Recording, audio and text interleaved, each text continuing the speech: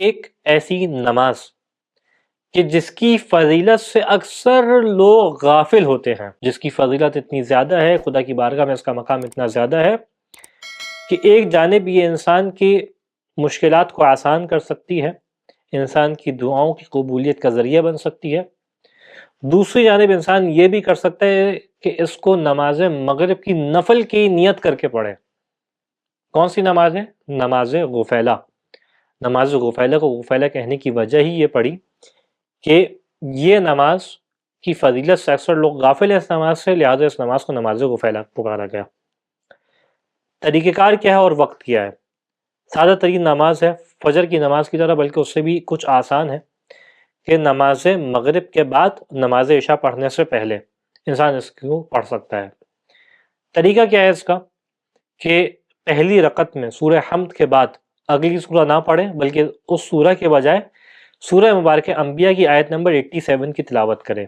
یہ آیت کیا ہے؟ اس انداز سے ہے کہ وَظَنُّونَ إِذْ ذَهَبَ مُغَاضِبًا فَظَنَّ أَن لَّن نَّقْدِرَ عَلَيْهِ فَنَادَى فِي الظُّلُمَاتِ أَن لَّا إِلَٰهَ إِلَّا أَنتَ سُبْحَانَكَ إِنِّي كُنتُ مِنَ الظَّالِمِينَ فَاسْتَجَبْنَا لَهُ وَنَجَّيْنَاهُ مِنَ الْغَمِّ وَكَذَٰلِكَ نُنجِّي الْمُؤْمِنِينَ۔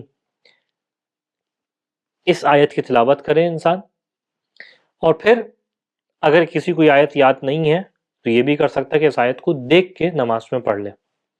پھر دوسری رکعت میں سورہ حمد کے بعد اگلی سورہ کے بجائے سورہ مبارکہ انعام کی آیت نمبر 59 کی تلاوت کریں کہ وَعِندَهُ مَفَاتِيحُ الْغَيْبِ لَا يَعْلَمُهَا إِلَّا هُوَ يَعْلَمُ مَا فِي الْبَرِّ وَالْبَحْرِ وَمَا تَسْقُطُ مِنْ وَرْقَةٍ إِلَّا يَعْلَمُهَا وَلَا حَبَّةٍ فِي ظُلُمَاتِ الْأَرْضِ وَلَا رَطْبٍ وَلَا يَابِسٍ إِلَّا فِي كِتَابٍ مُبِينٍ۔ اس آیت کی تلاوت کریں۔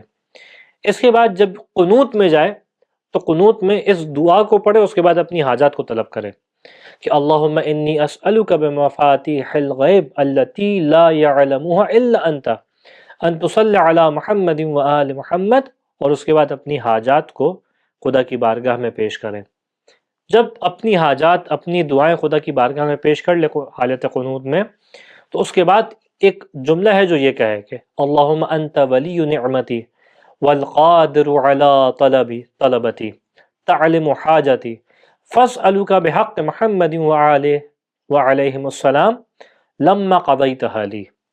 اس انداز سے قنوت کے اندر یہ دعا پڑھے اور ان دو دعاؤں کے بیچ میں اپنی حاجت کو طلب کریں، اور اس کے بعد نماز کو ایک عادی طریقے سے تمام کر لیں۔ یہ وہ نماز ہے کہ جو نماز غفیلہ کہلاتی ہے، انتہائی آسان ترین نماز ہے، اور اس نماز کے ذریعے سے انسان یہ کر سکتا ہے کہ خدا کی بارگاہ سے فیوزات کو حاصل کرے، اپنی حاجات کو پیش کرے۔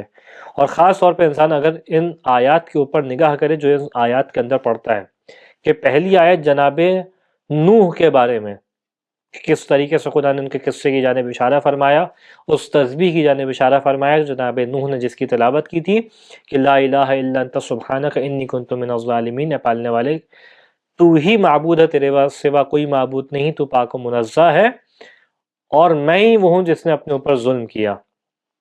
اور اس کے بعد خدا نے بیان کیا کس طریقے سے خدا نے ان کو مچھلی کے پیٹ سے اس مشکل سے نکال کے نجات عطا فرمائی، تو انسان جیسی بھی مشکل میں اس کو نجات ملے گی۔ دوسری رکعت کے اندر جو آیت پڑھتا ہے کہ وَعِندَهُ مَفَاتِيحُ الْغَيْبِ، خدا وہ ہے کہ جس کے ہاتھ میں غیب کی چابیاں ہیں۔ تو جس کے ہاتھ میں غیب کی چابیاں ہوں، اس کے لیے ہمارے چھوٹے موٹے مسائل کیا حیثیت رکھتے ہیں کہ کوئی زمین و آسمان کے اوپر پتہ نہیں گرتا مگر یہ کہ اس کا علم خدا کے پاس ہوتا ہے، تو وہ عالم کل اگر چاہے تو ہماری مشکلات کو آسان کر سکتا ہے۔ خداوند متعال سے دعا ہے کہ ہمیں اس بات کی توفیق عنایت فرما کہ ہم اس نماز کو بہترین انداز سے انجام دیں، اس کے ذریعے سے خدا کی بارگاہ میں توسل کریں۔ وآخر الدعوانا ان الحمد للہ رب العالمین۔